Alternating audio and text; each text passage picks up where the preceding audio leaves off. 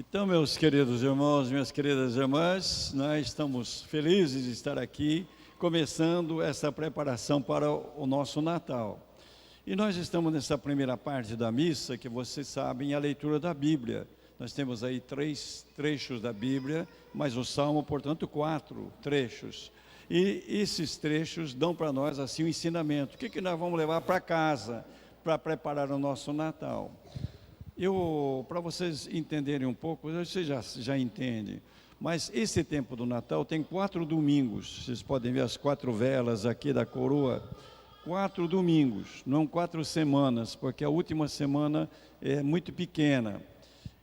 E os 2 primeiros domingos, eles falam para nós da segunda vinda de Jesus, quando Jesus vai voltar e vai vencer o bem, vai vencer o mal, o reino de Deus vai vencer o reino da maldade. Os outros 2 domingos, terceiro e quarto, vão nos preparar para a festa do Natal, lembrando o aniversário do nascimento de Jesus. Então, nós estamos aí, nesses 2 primeiros, lembrando para nós, afinal de contas, o que vai acontecer na nossa vida, o que vai ser. Nós temos de olhar para frente também, saber, afinal de contas, para onde nós estamos caminhando. Porque senão, às vezes na caminhada, você vê um buraco, cai no buraco, você fica desanimado. Você sabendo para onde você vai vencendo todos os obstáculos da vida. Então vamos conversar um pouquinho sobre esses textos da Bíblia. O primeiro texto é tirado do profeta Jeremias, um grande profeta, como vocês sabem, mas um profeta que profetizava muita desgraça, muita desgraça.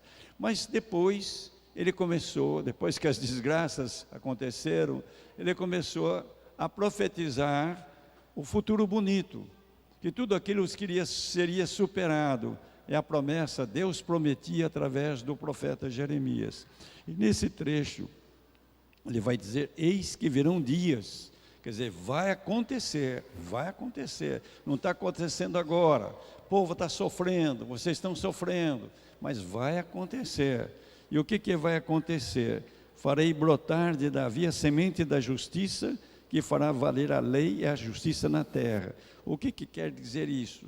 Deus tinha prometido ao rei Davi que os descendentes deles, filhos, netos, etc., seriam reis, e o reino deles seria para sempre, um reino de justiça, como diz aqui.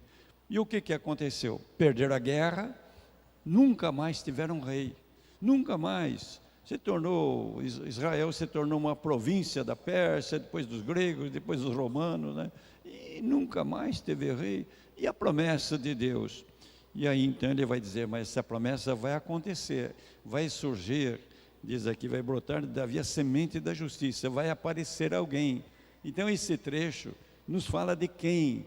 É de Jesus. Jesus é descendente do rei Davi, por parte de São José e de Nossa Senhora também. Então ele é descendente do rei Davi. E o que vai acontecer? Jesus é a realização da promessa. Ele vai trazer para nós um reino. Agora vocês vão dizer para mim assim, Jesus veio há 2000 anos, e vê o que está acontecendo no mundo, vê o que está acontecendo, guerras, etc. É que o reino dele já está presente no meio de nós, mas um dia ele realmente vai ser vencedor. É olhar para a frente, nós já sabemos o resultado desse jogo da vida. Agora vocês vejam a segunda leitura. A segunda leitura é tirada da primeira carta que São Paulo escreveu aos Tessalonicenses. Na Grécia tem uma cidade chamada, hoje chama Salônica, mas no tempo de São Paulo era Tessalônica. Então, os habitantes de Tessalônica, os tessalonicenses. E ele escreve essas duas cartas para essa comunidade. E é uma comunidade bonita. E aí, então, nesse começo aqui, nesse trecho, é o capítulo 3, versículo 12 até o capítulo 4, versículo 2, né? O que São Paulo pede? Olha, Deus conceda para vocês o amor, que vocês se queiram bem, não só com vocês, mas com todos, né? E que aumente esse amor cada vez mais, a exemplo do amor que Paulo tem por aquela comunidade. Então, veja, o ensinamento de Paulo para aquela comunidade foi justamente isso, porque é realmente esse é o caminho de Deus, não é? É a gente se querer bem, a gente querer a felicidade dos outros, fazer os outros felizes. Isso que é o principal para viver o caminho de Jesus. Jesus chegou a morrer por nós para nos fazer felizes, né? Depois ele vai dizer o seguinte: olha, continuem firmes, não desanimem, porque um dia Jesus vai vir e vocês estarão de pé com os santos, estaremos juntos, né? Naquele momento de glória, nós vitoriosos, vitoriosas também. E depois ele vai dizer: mas vocês aumentem ainda mais, né? Vocês aumentem esse amor entre vocês cada vez mais. A gente precisa cultivar essas amizades, né? Essa preocupação de fazer os outros felizes. Interessante, olha, eu vou contar para vocês. Nós temos os padres, né? Nós temos a obrigação de rezar por vocês sabem disso. E todo dia nós temos o chamado ofício divino. E tem uma parte do ofício divino que chama leituras. E nessas leituras, uns dias atrás, apareceu um trecho bonito de um santo chamado São Bernardo. Ele diz assim: há três vindas de Jesus. A primeira vinda foi quando ele nasceu em Belém. Viveu entre nós, 33 anos, como vocês sabem, subiu aos céus. A outra vinda é no final dos tempos. Jesus vai voltar. Ele disse: mas existe uma terceira vinda de Jesus. Quando? Nós estamos aqui. Veja que estamos todos nós aqui. Tenho certeza, com muita alegria. Em nome de quem? Em nome de Jesus. O que nós estamos fazendo aqui? Nós não viemos aqui assistir teatro, nada disso. Nós viemos aqui em nome de Jesus para nos encontrar com Deus. E Jesus vem ao nosso encontro. Ele disse: onde 2 ou 3 estiverem reunidos, estou no meio deles. Então Jesus está aqui. Não estamos vendo, mas Ele está aqui no meio de nós. Vocês vejam, estou lendo a Bíblia para vocês, a palavra de Deus. A palavra de Deus, São João diz que Jesus é a palavra de Deus, é a manifestação de Deus. Jesus está vindo ao nosso encontro com essas leituras. Daqui a pouco, nós vamos celebrar a Eucaristia. Jesus que deixou, não foi eu que inventei, não foi ninguém, não foi o Papa, não foi ninguém, não. Jesus, na última ceia, e ele disse que quando ele fizesse isso, o pão e o vinho seriam a presença dele, que vem para nós, para ser nossa força. Nós vamos receber, comer o corpo e sangue de Jesus. Portanto, olha, tem uma força grande para enfrentar na vida.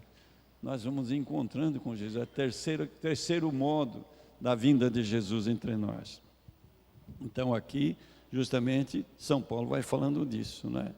Depois, a terceira leitura que nosso diácono leu para nós, proclamou para nós, é tirado do Evangelho de Lucas, de São Lucas, capítulo 21. O que nós temos aqui? Jesus falando da segunda vinda, da vinda dele no final dos tempos, que é o tema da nossa missa de hoje. Então, o que Jesus vai dizer? Muita gente se apavora diante disso. Não, nada disso, nada disso. Vai ser uma coisa maravilhosa a vinda do Senhor, não é? Quando toda a maldade vai ser tirada do mundo. Vocês já pensaram, meu Deus do céu, a gente viver feliz, nós todos nos querendo bem, procurando a felicidade um dos outros. Isso vai acontecer, Jesus virá, verão o Filho do Homem é Jesus, né? Jesus é o Filho de Deus, mas Ele quis ser também homem, Filho do Homem, por isso, vindo numa nuvem com grande poder e glória, né? E Ele diz, está chegando a libertação, está próximo à libertação. E aí então Jesus dá os conselhos. Quais são os conselhos? Tomai cuidado, para que vossos corações não fiquem insensíveis. Que a gente precisa tomar cuidado, porque o que acontece? Os instintos, nós todos temos instintos que são bons. Se nós não tivéssemos instintos, nós não estaríamos vivos, né? São coisas ótimas, mas se nós deixamos nos levar pelos instintos, nós vamos longe. Você veja aí, a pessoa quer ser feliz, então começa a beber. Está certo, no começo, depois ainda não se satisfaz, depois passa para a droga, primeiro a maconha, depois vem a cocaína, depois vem a heroína, depois vem todas essas drogas sintéticas, né? Nunca a pessoa se satisfaz, E aqui então tomar cuidado com nossos ensinos, que só nos podem levar longe, nos destrói, e também nos separa do caminho de Deus. Depois Jesus diz assim: ficai atentos e orai. Ficai atentos. A gente precisa ficar atento na vida da gente. Se a gente não fica atento, muitas vezes a gente vai pegando, hoje é isso. Quando você vê, está longe, né? A gente precisa estar atento para estar no caminho de Deus, porque é o único caminho que leva a algum lugar, né? E depois, orai. O que é orar? É conversar com Deus. Muitas vezes as pessoas pensam que orar, rezar, né, é ficar rezando toda a Ave Maria, Pai Nosso. Isso também é oração, mas você pode fazer tudo isso sem estar nem prestando atenção. O que é rezar? É conversar com Deus. Você está triste? Meu Deus, o Senhor está aqui, me ajude. Você está feliz? Meu Deus, muito obrigado, estou muito feliz. Você precisa de alguma coisa? Meu Deus, me ajude, estou precisando disso. E assim, é a gente conversar com Deus. Deus está tão perto de nós, e às vezes a gente nem percebe. E então a oração realmente nos faz entrar em comunhão com Deus. E isso traz o quê? Traz tranquilidade, nos faz ver melhor as coisas, ainda não se perde diante dos problemas, não é? E aí então Jesus disse: ficai atentos e orai a todo momento, a fim de ter força para a gente vencer a caminhada da vida. A vida é bonita, mas a gente se perde na vida. Você veja só, na minha idade, nós que somos idosos, nós temos uma tendência, vamos dizer, para viver no passado. Até o trabalho que vocês têm, pessoas idosas em casas, não deixa a pessoa ficar no passado, faz viver a vida agora, esse momento. A vida é agora aqui, nós estamos aqui. Aproveitar esse momento para conversar com Deus, se reunir com Deus, né?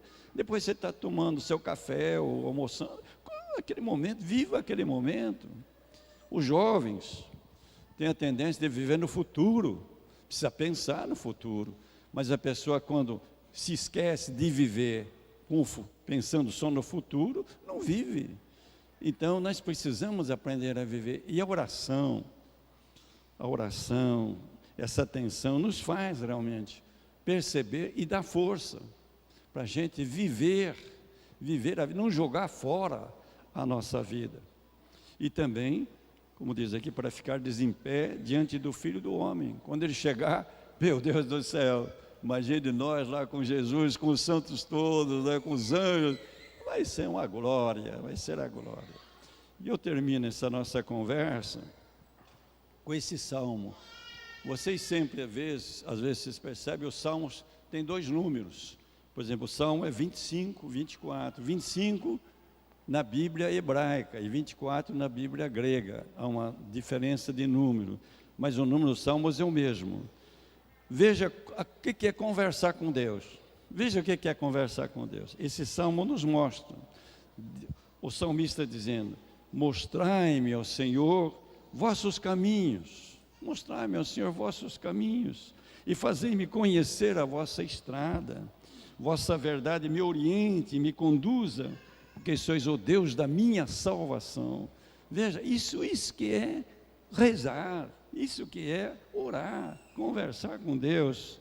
Depois ele vai meditando isso. Quem é esse Deus com quem eu converso?